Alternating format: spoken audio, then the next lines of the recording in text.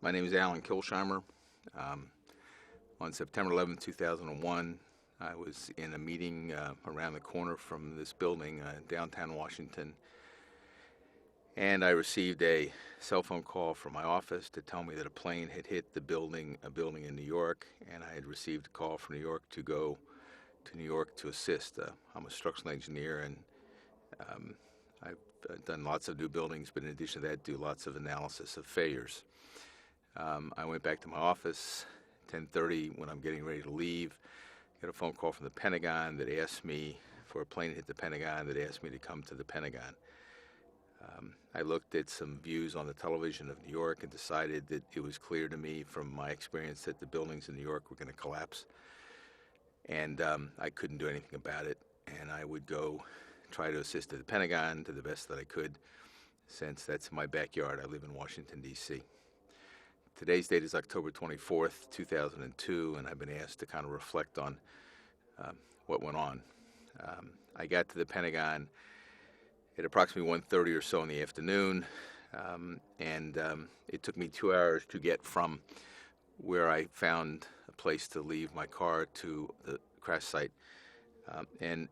My hair usually is very disarrayed, my beard is sticking way out, and I look like a terrorist, so I was accosted many times by security people, but finally got to the site probably at 3 o'clock or 3:30 in the afternoon, and the Pentagon people, the Lee Evey, who was the program manager for PenRen, which works under the Department of Defense, who did not know me and had called me based on some recommendations of somebody that did know me, that I was to do whatever I could to assist the emergency workers, the first responders, and to just do whatever I could. So the first 24 hours, I think I stayed there for 48 or 72 hours straight.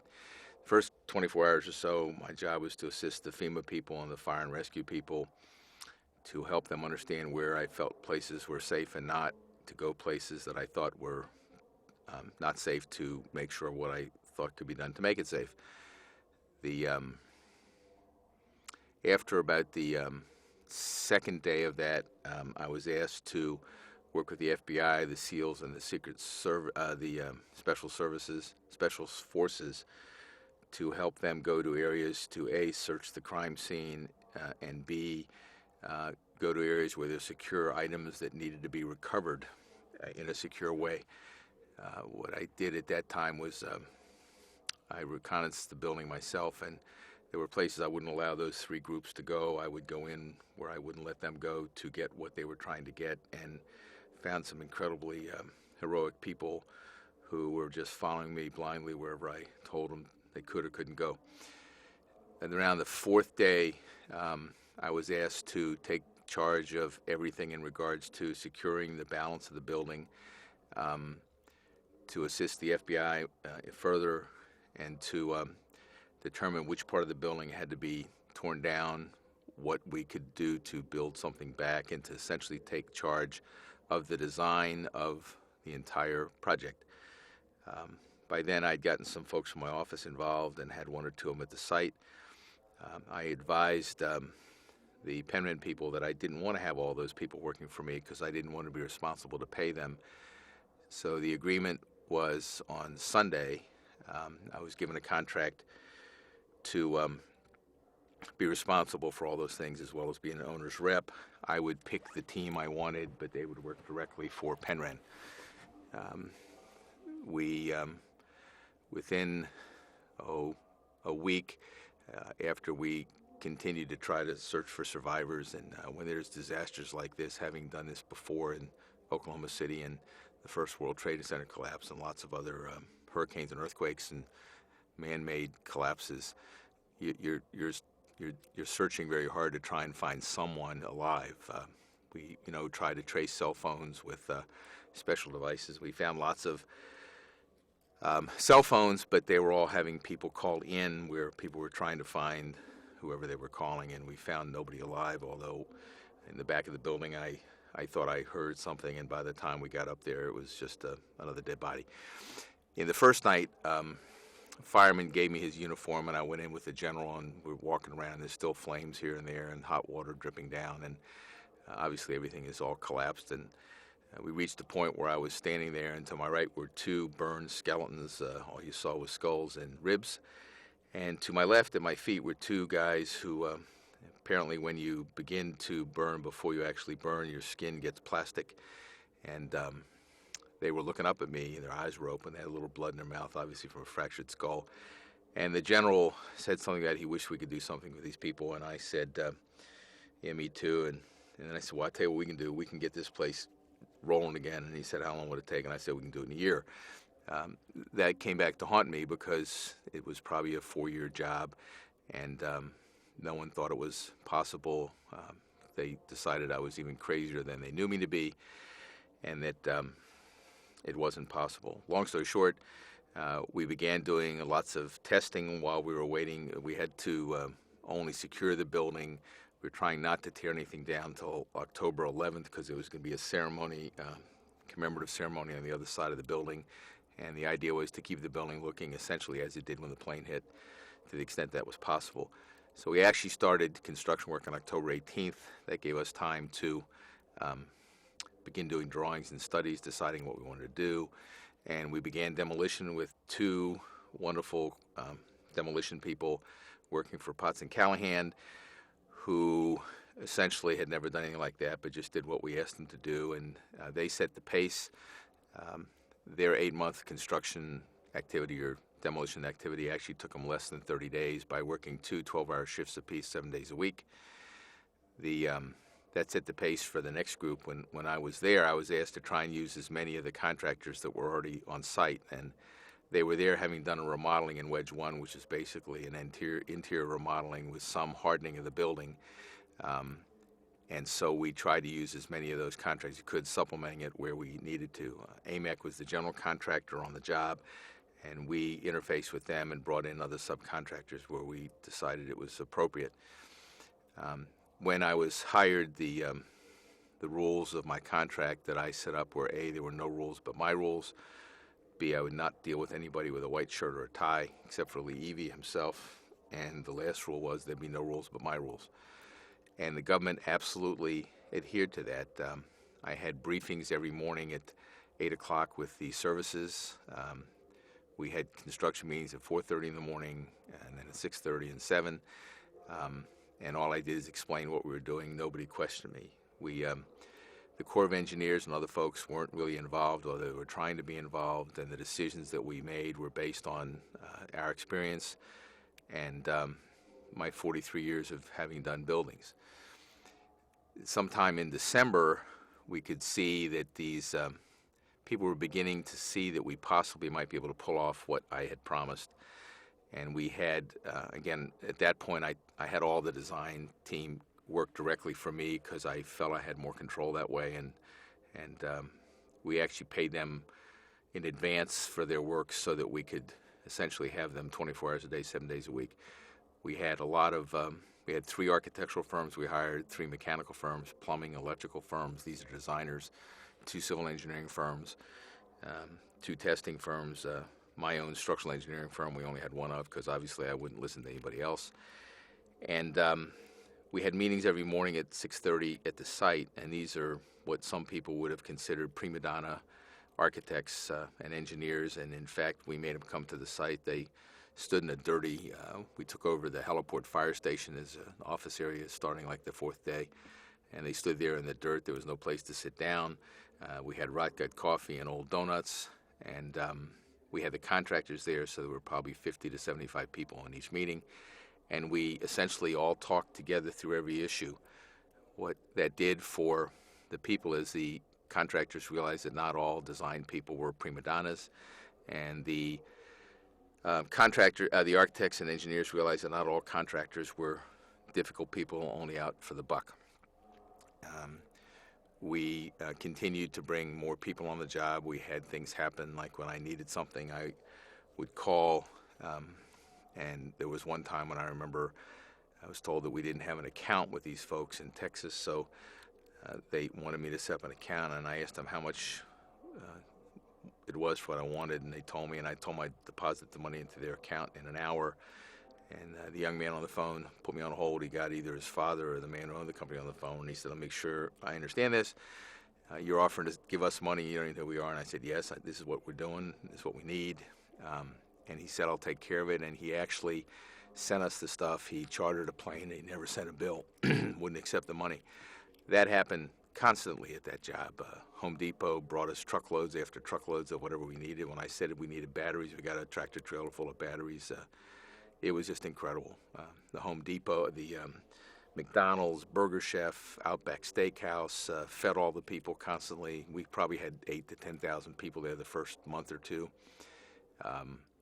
We had 3 sets of security, and what I found out there, where all of us found out, that people like the Salvation Army, the Red Cross, that none of us really pay much of attention to, were really pretty incredible. They even had people, like I found out later, were psychologists who there were 3 rings of security, and I was on the inner circle, as it were. And they would send people to the fence to get me to the fence and make sure I had water to drink and make sure I'd call my family. And it was clear, because all of us were so intense on what we were doing, we began to, I guess, think there was nothing else in the world other than what we were doing. And again, this was pretty much 20 hours a day, 7 days a week by that point, sometimes 3 and 4 days straight at a crack. Again, by December, people began buying into what we were doing, and it began to get publicized. And in fact, because of 4,250 people out there that were just incredibly hardworking people, it was done. In fact, the Marines, as you would expect, moved in a month earlier than the September 11th deadline that we promised for butts in chairs. We learned a lot from survivors who we spoke with and from the rescue people that we worked with in the beginning, so that the building that we put back is much more secure than it was before. It can take external and internal forces that are much stronger than, much higher than what they could have before. There's secure ways in and out of the building.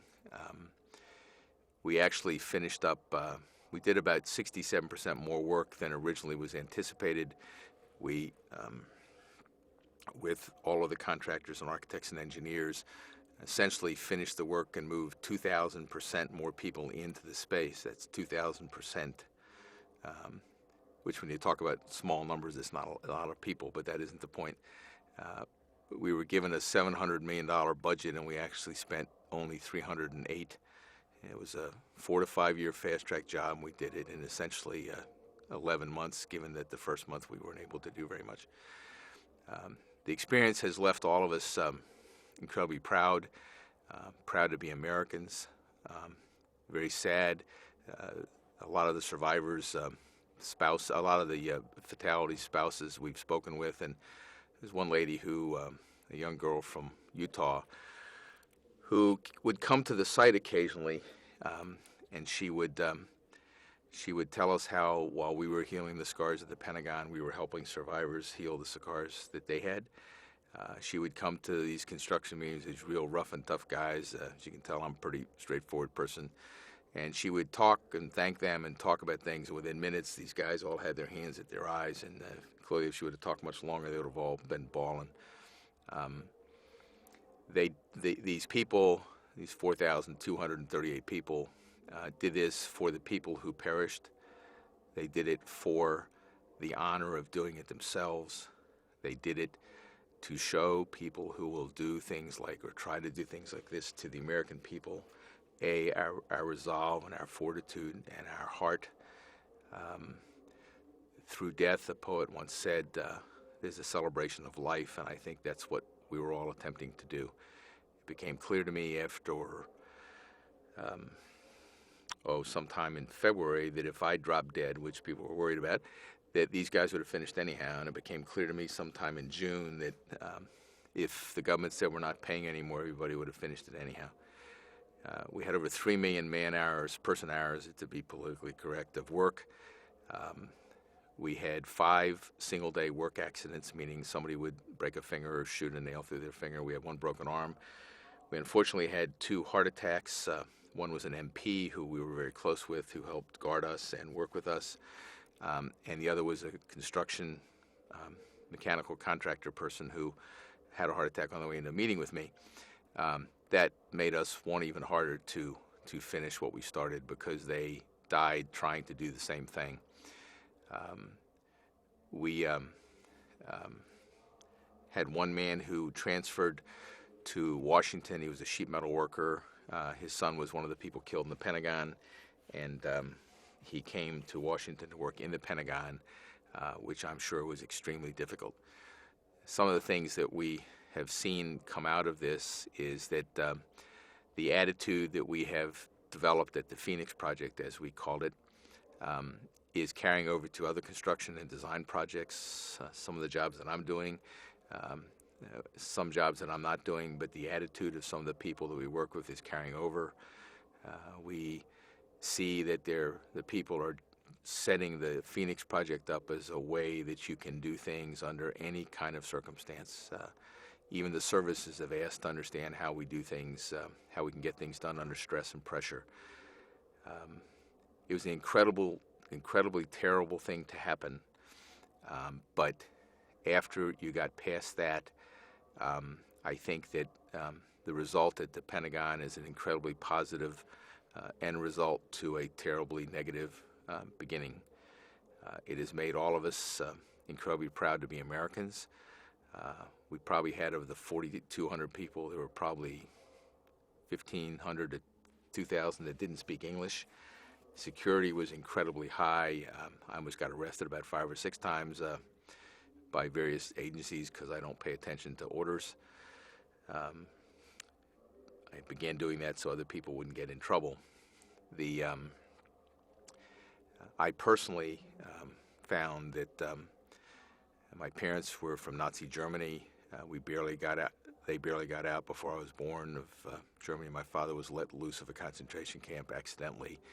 And on the train on the way out, afterwards, when my mother tried to come out later, they started to drag her off a train. And a newspaper reporter and a soldier said, they've been through all the Hitler's Third Reich, and the worst they didn't want the worst thing that they saw to be them dragging a pregnant woman and a child, my sister, off the train to let them out. I feel that my parents, were they alive, would be pleased. I think I helped at least get the slate even between America and my family. Now the difficulty is that going from 20 hours a day, 7 days a week with no breaks, and you essentially all of us put our personal lives on hold. We had some wonderful family members that allowed us to do that and stood by us. It's very difficult to get back to a regular life. I know I used to watch football games on Sunday. I don't like doing that anymore. I restore antique cars for a living. I haven't been to a car show in a year and a half. I haven't touched my cars. Other people are having similar problems. But we, among all, believe that we have honored those who perished. We wish that we could honor more than we have the people from Pennsylvania who actually stood up before anybody else to do something. I personally wish the people here in Washington who labored doing this work were a little more recognized than they are. While we understand that New York was a terrible circumstance and lots of life was lost, that unfortunately is still a hole in the ground and is still a negative kind of thing, except for the people that work there. We believe that the Phoenix Project at the Pentagon was an incredible positive experience after the initial event, and we have formed relationships with each other for life that we hope we're carrying our experiences on to other people so they can find out how to do things. Some jackets we had made for all the people have some sayings that we believe in, that I've lived my life by, which is lead, follow, get the hell out of the way. Truman's, if you can't stand the heat, get out of the kitchen. And when the going gets tough, the tough get going. We believe the people here at the Pentagon in Washington, D.C. Lived that to the fullest, and appreciate the honor that the American people have given us all to accomplish what we were able to accomplish. Thank you.